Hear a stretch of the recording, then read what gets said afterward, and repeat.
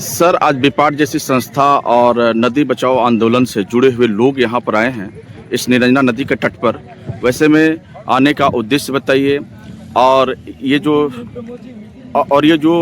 Team है वो team किस प्रकार से कार्य कर रही है, इसकी भावना क्या है, थोड़ा विस्तार पूर्वक बताइए सर। बहुत बहुत धन्यवाद, और आपके चैनल को भी बहुत बहुत धन्यवाद। उपस्थित लोगों को धन्यवाद, प्रिंट मीडिया, इलेक्ट्रॉनिक मीडिया सबों को धन्यवाद, उपस्थित ग्रामीणों को धन्यवाद। बिल्कुल बिपाट की टीम हम लोगों का हंटरगंज के निरंजना, ये जो लीलाजन नदी है, यहाँ पे प्रथम विजिट है उन लोगों का, और उनका जो उद्देश्य है वो निरंजना रिचार्ज का है। हम कैसे निरंजना नदी में अविरल धारा बहाएं।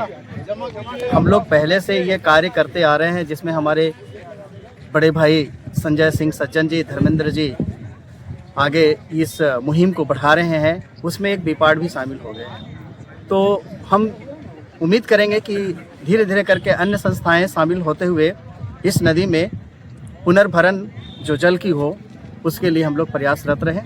जैसा कि आपको पता है कि हम लोग के यहाँ लीलाजन के नाम से जानी जाती है नदी। आगे बढ़ते हैं तो निरंजना के नाम से बोधगया में, और फिर गया में फल्गु नदी के नाम से जानी जाती है।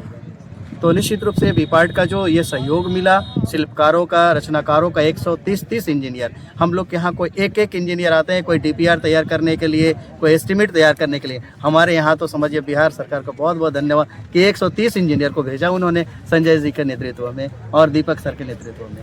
बिल्कुल सर, एक सुंदर और दिव्य नदी जिसका महाभारत से लेकर के त्रेता युग तक का वर्णन है, और वह नदी अत्यंत दयनीय अवस्था में है। इसके पीछे कौन वो कारक है, कौन सा वो कारण है जिसके लिए ये नदी जो है और जो आसपास के जो लोग रह रहे हैं वह जिम्मेवार हैं, और इस नदी को हम लोग कैसे चेंज कर सकते हैं? इसमें मुझे एक अभी एनसीईआरटी सिलेबस में है द एलिंग प्लैनेट, अभी उसमें एक सेंटेंस है जो जाम्बिया के लुसाका में लिखा हुआ है। वहाँ चिड़ियाघर है, और चिड़ियाघर में एक बहुत बड़ा आईना लगा हुआ है। वहाँ पे उसके ऊपर लिखा हुआ है दुनिया का सबसे खतरनाक जानवर, the world's most dangerous animal.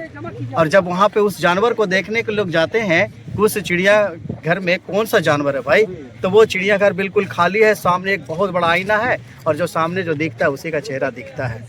समझ लीजिए कि दुनिया का सबसे खतरनाक जानवर कौन है? इंसान। इंसान से बड़ा शैतान कोई नहीं है। बात यहाँ तक नहीं है, बात यह है कि हमें विकास करना है, लेकिन हमें सस्टेनेबल डेवलपमेंट चाहिए। हम किसी चीज को विनाश करके विकास की गाथा नहीं लिख सकते। आपने सही कहा कि प्राचीन सभ्यता का जो विकास हुआ है वो नदी घाटियों में ही हुआ है। आप महाभारत काल का भी यहाँ पे उन्होंने जिक्र किया। तो निश्चित रूप से आज हमारे जो यहाँ पे ह्यूमन सेटलमेंट हो रहे हैं, और हमारे जो अपशिष्ट छूट रहे हैं, चाहे औद्योगिक कचड़े हों या फिर घरेलू कचड़े हों या फिर सीवेज हों, ये सारे जो बाहित मल, जल, नल, ये सारे जो नदी में प्रवाहित हो रहे हैं, वो हम लोग सबसे ज़्यादा we are responsible for that, not other, not a single other animal is responsible for that. We human being are responsible for that. And it is our collective duty to clean the rivers in a proper way. We have to change our lifestyle. We have to change our motives. We have to change our developmental process. We have to change our even if it is possible, then the sustainable progress. Okay, sir.